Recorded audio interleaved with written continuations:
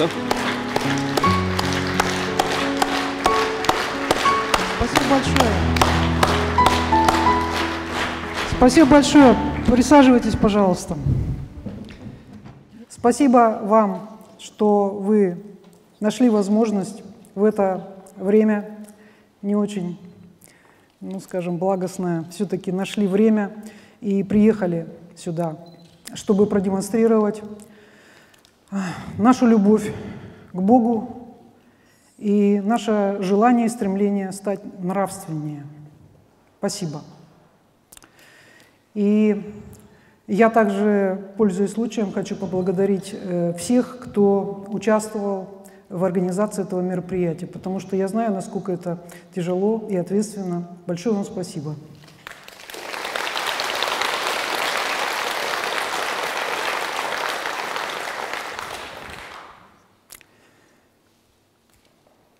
Я хотела сейчас сказать,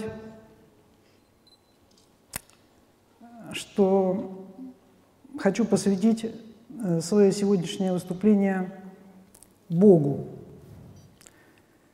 Но потом подумала, что, наверное, это я много на себя беру. И единственное, что я могу сделать, это раскрыть какой-то очень небольшой аспект этого глобального понятия.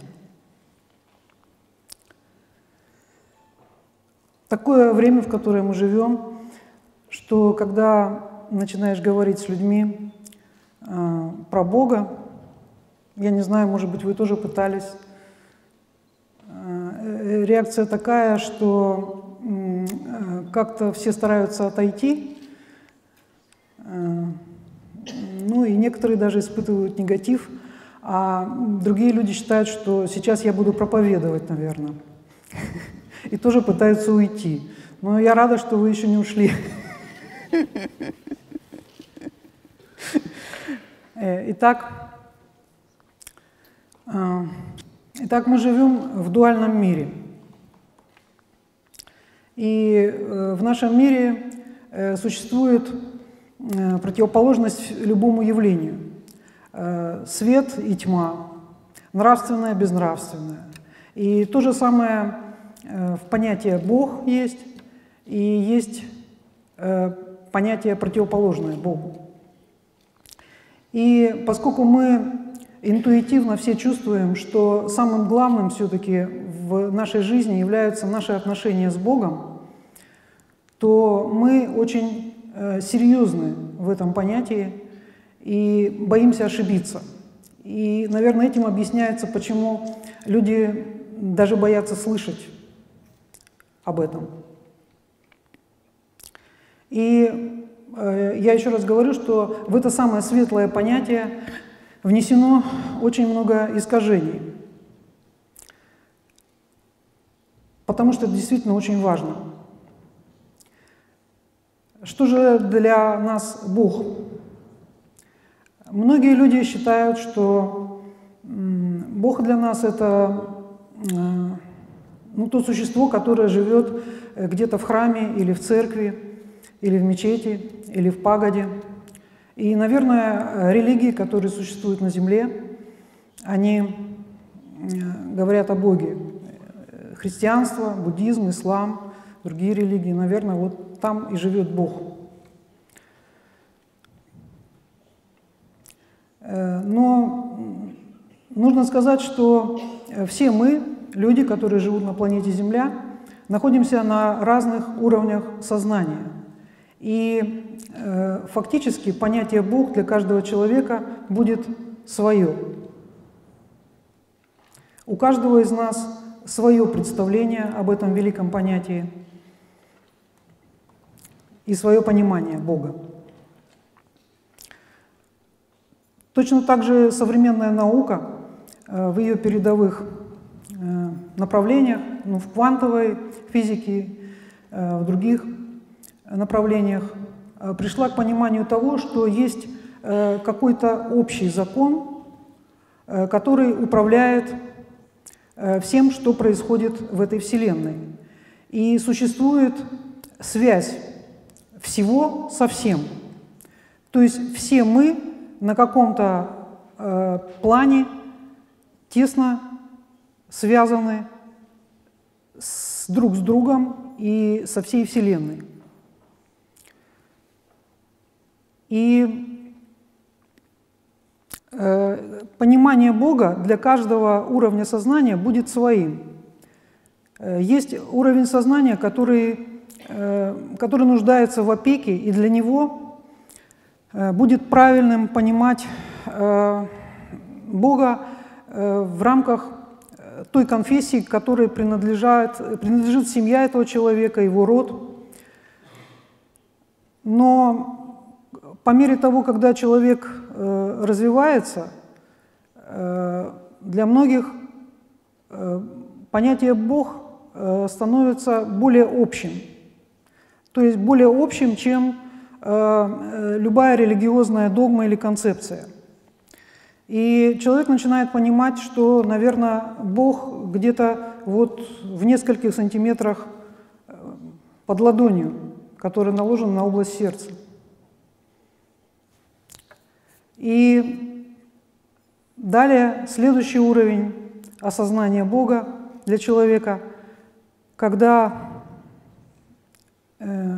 человек начинает понимать, что он и есть та клеточка огромного организма, который составляет из себя всю Вселенную, проявленную и непроявленную. И вся эта Вселенная – это тело Бога.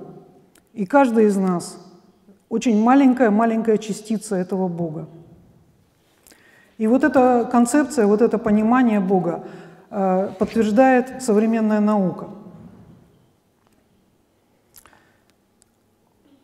На протяжении всей истории человечества в мир приходили мудрецы, которые давали вот свое понимание Бога, обучали этому, и на основе их учений со временем возникали религии. И также эти мудрецы приносили свод законов или правил в этот мир. И эти правила не были произвольными. Если мы обратимся к религиям, то мы увидим, что большинство из них дает одни и те же представления о моральном нравственном законе. Это почитание Бога, почитание родителей, заповедь «не убей», «не укради». Это сохранение целомудрия и исследование нравственному образу жизни во всем.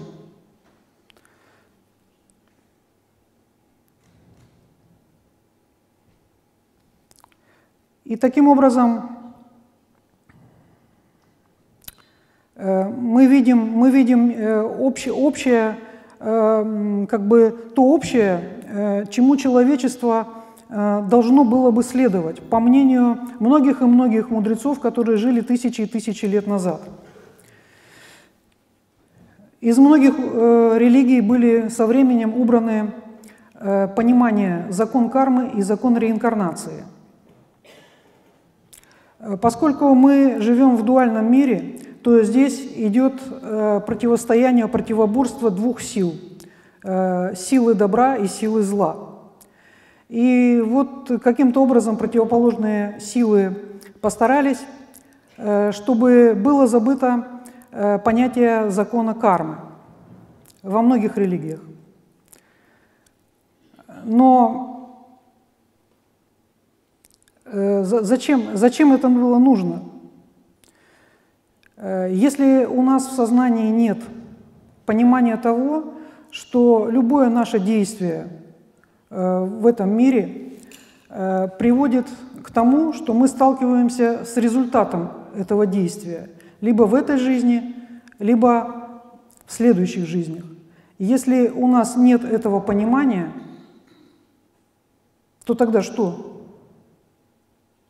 Тогда все позволено. Тогда можно убивать, тогда можно красть, тогда можно воровать, и никакого воздаяния не последует. Далее, закон реинкарнации. если у нас нет понимания, что мы не одну эту последнюю жизнь живем, а у нас впереди будут еще другие жизни,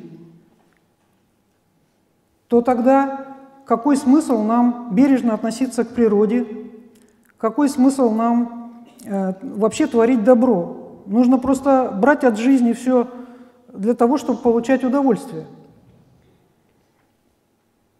И вот в нашем обществе все основные проблемы связаны именно с тем, что мы просто перестали должным образом обращать внимание на Бога. И только из одного этого мы получили те проблемы, которые мы имеем. Наше движение называется «За нравственность». Я не лингвист и не очень хорошо знаю русский язык, но я пошла в интернет и нашла там трактование этого слова «нравственность». Это чисто русское слово, и оно состоит из нескольких частей. Слово «нрав» означает характер, совокупность душевных добродетелей. Букву «ств» можно прочитать как сокращенно «ствол». Ствол.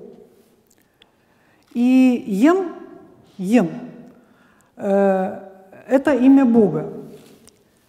Вот у народов Коми и у некоторых других народов, которые до сих пор живут на территории России, в легендах есть такое имя Бога Йен. И этот Бог, по их представлению, создал все вокруг. Создал всю землю, вселенную, и имя его было Йен. И ость – это основа, ось или позвоночный столб. Таким образом, слово «нравственность» можно трактовать как, что это основа человека, и это связь нрава, характера человека с Богом. Иными словами, это Бог в человеке или божественность в человеке. То есть само слово «нравственность», оно носит в себе в русском языке связь с Богом. Когда мы начали переводить название движения «За нравственность» на другие языки, мы столкнулись с очень большими трудностями. Есть английское слово «морал», но это фактически латинское слово, которое получило распространение. Но это слово, оно означает совокупность норм и правил, но оно не несет в себе связи с божественным миром. Когда переводили на немецкий язык, то нашли подходящее слово «Sittlichkeit». «Sittlichkeit». И это слово означает как раз нравственность. Но когда показали переводы текстов с этим словом коренным немцам, они не понимали этого слова. Они не понимали этого слова, его смысла. Мало того, их пугало это слово, потому что для них это было ограничение их свободы. Они не понимали смысла этого слова, но они думали, что оно как-то ограничивает их свободу и несет в себе негативный смысл. Только один немец сказал, что это что-то типа чистоты помыслов. Остальные не могли это слово никак трактовать. Поэтому на немецком языке использовали «morality», «морал». Это слово, как я уже говорю, не несет в себе связи с Богом, но оно, по крайней мере, было понятно людям. Но на самом деле мораль и этика бессмысленны абсолютно, если они не подразумевают связи с Богом. И все современное общество, все его проблемы мы терпим из-за того, что мы утеряли эту связь с Божественным. Давайте мы на нескольких областях человеческой жизни проследим результат этой оторванности от Бога. Ну, поскольку этот съезд посвящен детям, воспитанию детей, давайте рассмотрим образование и воспитание детей. Когда-то давно, десятки тысяч лет назад, существовала цивилизация Золотого века, которая описана в индийской книге Упанишады. И там описывается, что ребенок до 7-8 лет воспитывался в семье. Он получал основы семейной жизни, традиции семьи. И вот дальше, в 7-8 лет, родители отдавали его в монастырь на обучение. То есть родители не имели доступ к своему ребенку, и в течение 17 лет до 25 лет ребенок воспитывался в монастыре. Соответственно, святые люди, монахи, учителя давали ребенку знания. Эти знания прежде всего касались воспитания нравственности и соблюдения морального нравственного закона, а также управления своей сексуальной энергией и поднятием этой энергии в высшие чакры. Вот чему посвящалось 17 лет жизни ребенка в монастыре. Основа этого воспитания – это нравственность. В 25 лет ребенку разрешалось жениться. И, соответственно, до 25 лет и девушки, и юноши хранили целомудрие. И далее, когда наступал основной момент жизни, это зачатие духовного сына. Это определенный был религиозный ритуал, когда мужчина и женщина в определенное время имели возможность посвятить вот это самое лучшее, что в них есть, зачатию ребенка. То есть весь этот наработанный огромный духовный потенциал в течение 17 лет единомоментно был помещен в семя и в будущего первенца. Вы представляете, какой огромный запас прочности, здоровья, силы и духовной прочности имел этот ребенок? И как это сильно отличается от того, что мы имеем в наше время? В наше время в обществе ведутся дискуссии о том, с какого возраста детям нужно давать основы полового воспитания. И вот Вероника мне сказала, что в Латвии уже с детского сада, да? Надо обучать. Но вы же понимаете, что это не нравственности их будут учить. А чему? Фактически это растление людей.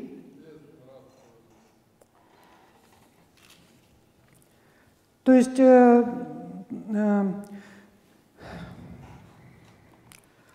самая основа вот это зачатия ребенка, вместо этого говорят о том, что люди могут заниматься сексом с какого возраста, и неважно какой пол человека, с которым он будет заниматься сексом.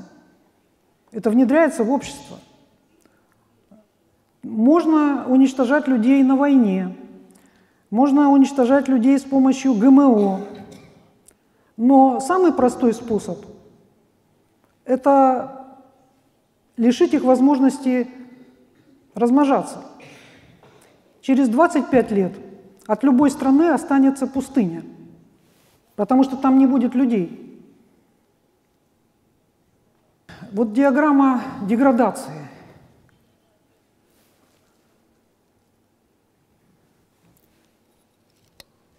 Вот. Если ребенок неправильно зачат, мы уже лишаем его львиной доли его здоровья, его духовного потенциала. Далее очень важно, как протекает беременность, вынашивание ребенка.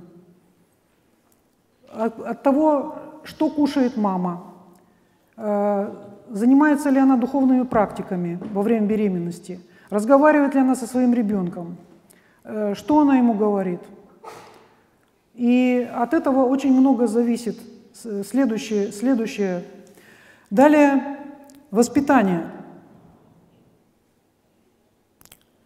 В семье мы можем дать ребенку, ну, с нашей точки зрения, более-менее правильное воспитание. Но когда ребенок попадает в детский сад или в школу, или в любое образовательное учреждение, или он черпает знания в интернете, можем ли мы быть уверены, что те люди, которые обучают наших детей, они достойны это делать? То, что они получили корочки или купили эти корочки, никак не говорит об их духовном уровне. Чему эти люди учат детей? И не перевесит ли вот это обучение все наши попытки как-то оградить детей от всего, что вокруг существует? Далее неправильный образ жизни – это неправильное питание, просмотр телевизора, неправильных образцов, употребление алкоголя, наркотиков, просто проживание в городе приводит к дальнейшей деградации. И на выходе мы видим что? Деградацию и вымирание. И каждое следующее поколение, которое приходит в этот мир, оно все слабее и больнее, чем предыдущие. Для этого не надо читать книжки, достаточно посмотреть это на своей семье. А диаграмма какая должна быть?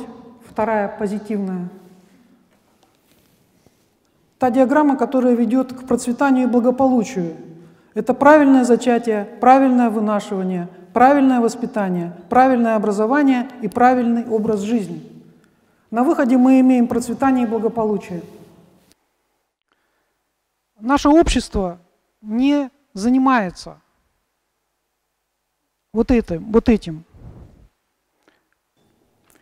Потому что оно оторвало себя от Бога, и цели совершенно другие. Давайте посмотрим другой пример. Спасибо, диаграмму можно убрать. Это наши средства массовой информации. Наши средства массовой информации не дают нам достоверной информации уже достаточно давно. И любая статья, любая видеоновость оплачивается и подается нам в том виде, как это оплачено. И никто даже не задумывается, что это не соответствует божественному стандарту, что ложь и клевета, которая льется на нас из средств массовой информации, это создает большую карму. Никто об этом не задумывается, потому что люди делают деньги просто на новостях. И таким образом средства массовой информации проплачиваются, чтобы сеять в людях страх, настраивать целые нации и народы друг на друга. Мы Я не знаю, все ли вы читали диктовки владык, но одно из основных учений, которое дает владыки, это учение об изменении сознания. То, что попадает к нам в сознание, рано или поздно оседает на физический план. Если нам в сознании постоянно тиражируют какой-то негатив в отношении нации, народности, вероисповедания, еще чего-то, рано или поздно, когда критический процент населения, который усваивает эту негативную информацию, превышается, это оседает на физический план в виде войны, в виде ненависти и фактически приводит к убийству.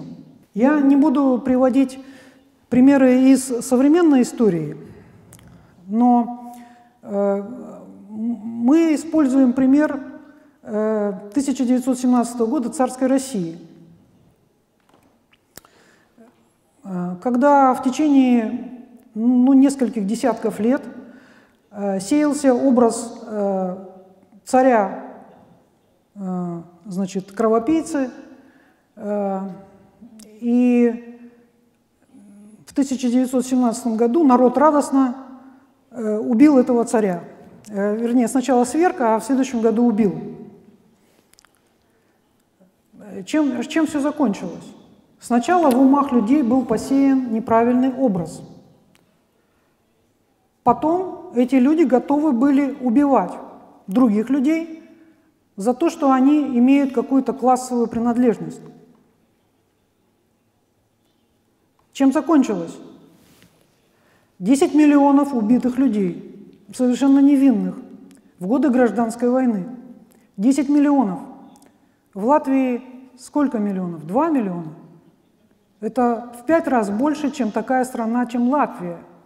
Было убито за 1 год.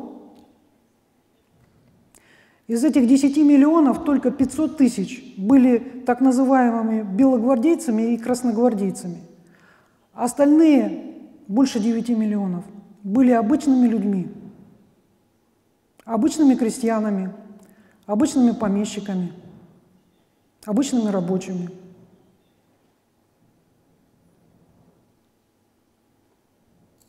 Вот как это работает. Но мы знаем закон кармы, мы же читаем диктовки, мы понимаем, что есть закон кармы, в отличие от других людей. На этом все не останавливается. Одно убийство порождает другие убийства. И дальше наступает Вторая мировая война, которая уносит еще больше 20 миллионов жизней людей. А до этого волна репрессий, раскулачиваний, которая уносит тоже несколько миллионов людей. Одни убийства порождают другие убийства. Это результат работы средств массовой информации.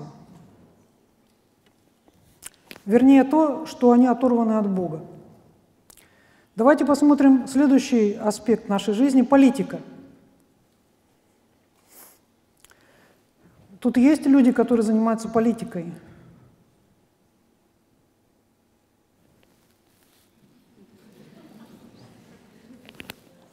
А почему здесь нет людей, которые занимаются политикой?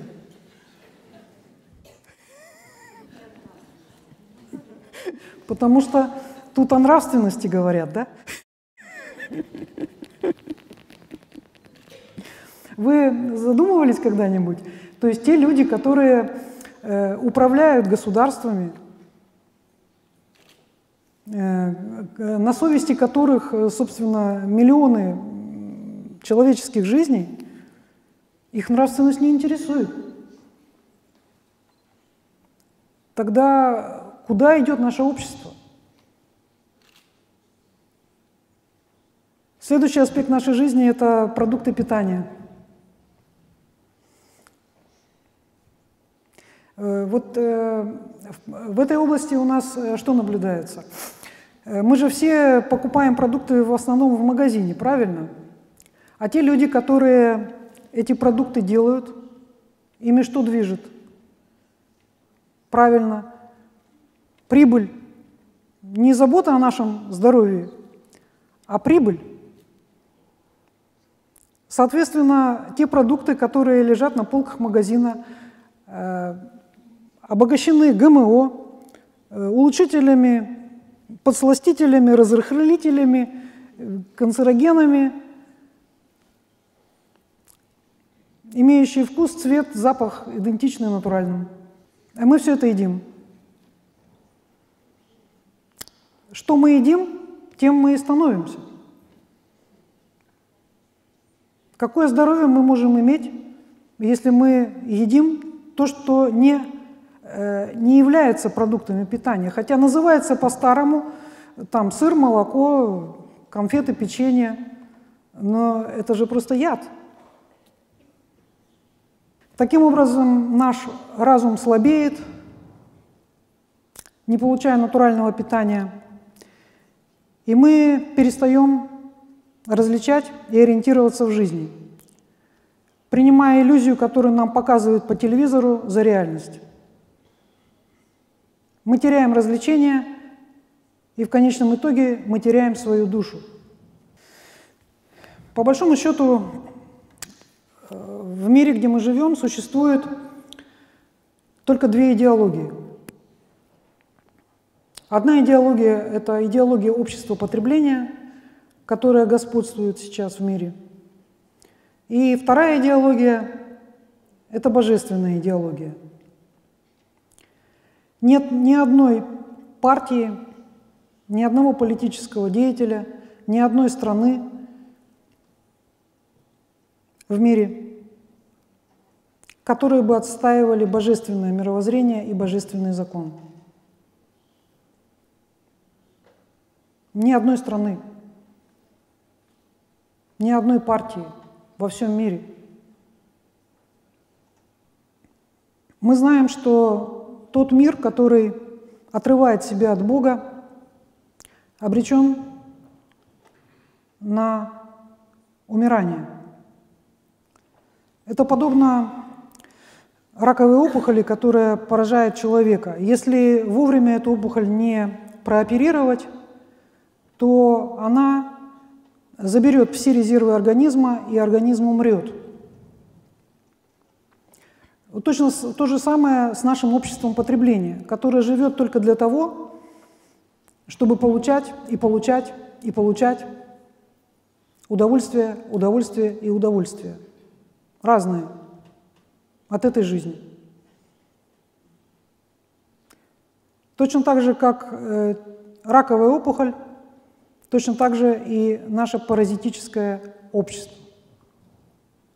В нашем обществе делается все для того, чтобы люди перестали думать о Боге, чтобы постепенно само понятие «Бог» было забыто и приобрело негативный оттенок, как слово «Sittlichkeit» на немецком языке. Мы говорили об этом слове, которое означает нравственность. Это вполне хорошее, приличное слово, которое сейчас немцы воспринимают как чуть ли не ругательство, что-то посягающее на их свободу. И вот сейчас, когда мы в некотором обществе начинаем говорить про Бога, это уже тоже воспринимается как что-то негативное. Пройдет еще несколько лет, и молодое поколение будет воспринимать слово «Бог» как нечто, ограничивающее их свободу. Если мы не будем ничего предпринимать для того, чтобы вернуть в нашу жизнь Бога, нам не так много осталось жить. По сути, наше общество лишено какой бы то ни было свободы выбора. Мы послушно идем туда, куда нас гонят средства массовой информации и те, кто их оплачивает.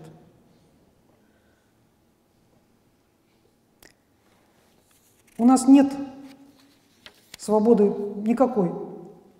Мы обречены, если мы не вернем в нашу жизнь Бога. Абсолютно все нацелено только на то, чтобы мы не думали о Боге, о душе, о милосердии, о сострадании, о нравственности, о чести, о достоинстве.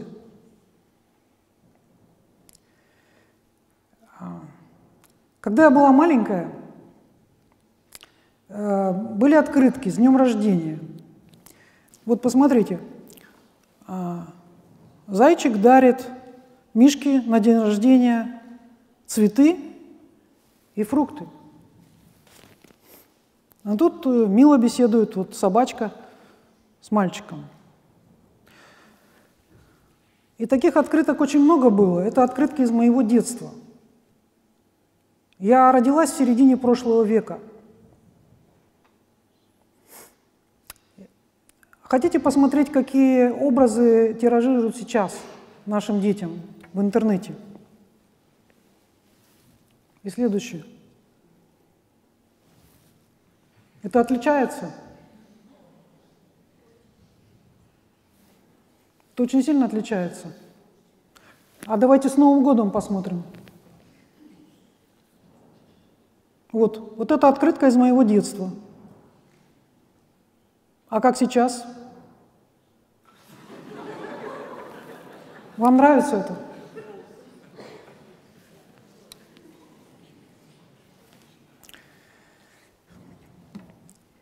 Когда заходишь в интернет и ищешь открытку с днем рождения или с Новым годом, 90% это вот такие открытки, как я вам показала. Это я не выбирала самые страшные. Я взяла первые попавшиеся.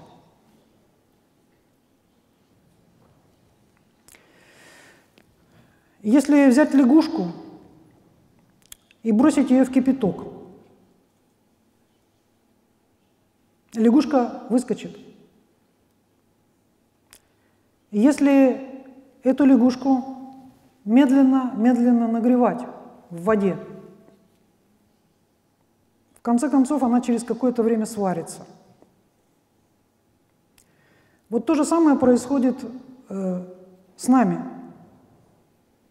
Наша жизнь очень медленно, по миллиметру в год меняет ориентиры в сторону безнравственности. И это происходит в течение десятилетий и даже столетий. И мы этого не замечаем. Пройдет еще несколько лет, и мы как та лягушка сваримся.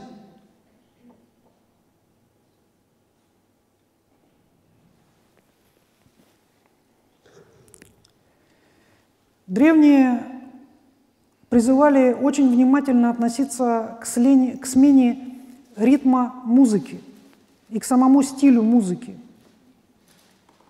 Почему они это делали? Музыка обладает очень большим воздействием на человеческий организм.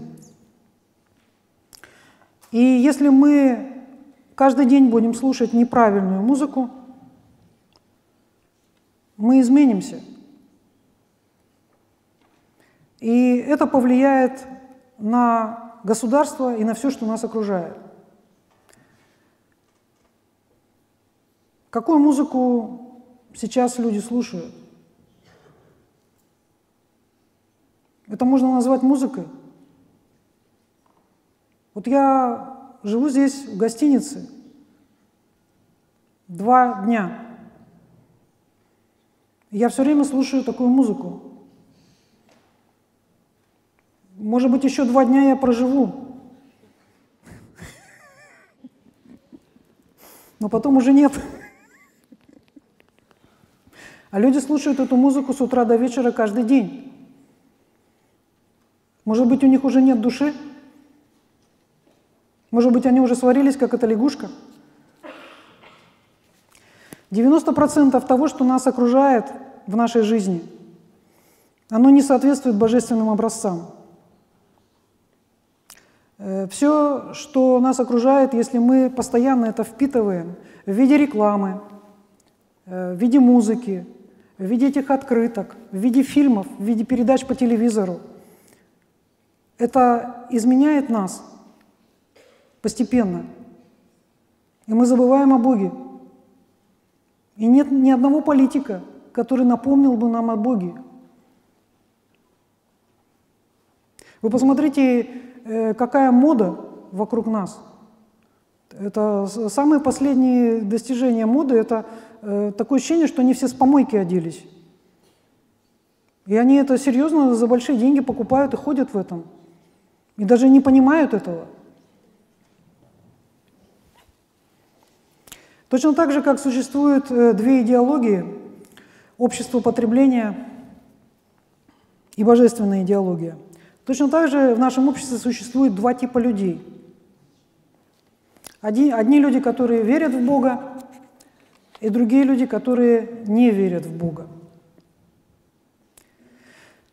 Те люди, которые не верят в Бога, для них эта жизнь единственная. У них нет закона кармы, у них нет закона реинкарнации, у них нет нравственного закона, у них все позволено. И нужно взять у этой жизни все, что возможно, все удовольствия, все прелести этой жизни. И неважно, как эти удовольствия добыты. С помощью воровства, с помощью лжи, клеветы или другим путем. Общество перестало контролировать все области человеческой деятельности. Рекламу, музыку, живопись, книги, фильмы, образование, здравоохранение, производство продуктов питания, любую область деятельности взять, никто не контролирует, что происходит и как это отражается на смерти души человека. Слово «нравственность» неразрывно связано с лучшими человеческими качествами – любовью, милосердием, состраданием, добродетелью. Я предлагаю вам посмотреть короткий фильм, который демонстрирует, на мой взгляд, не вызывающие сомнений качество милосердия и сострадания.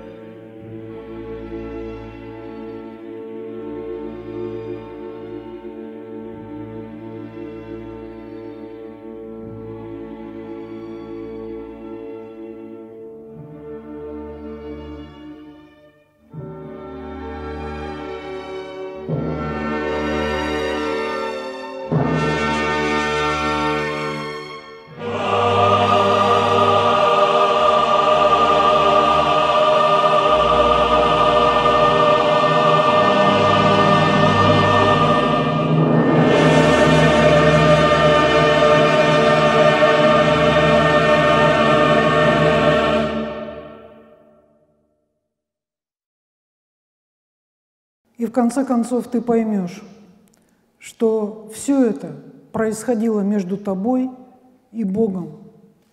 И никогда это не были отношения между тобой и ими.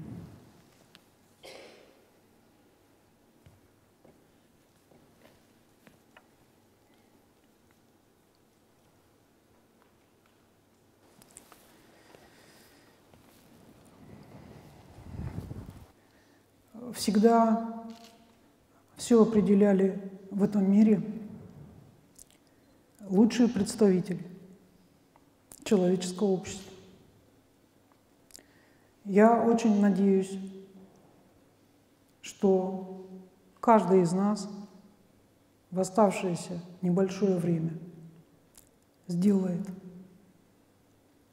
все от него зависящее, чтобы этот мир жил. Спасибо.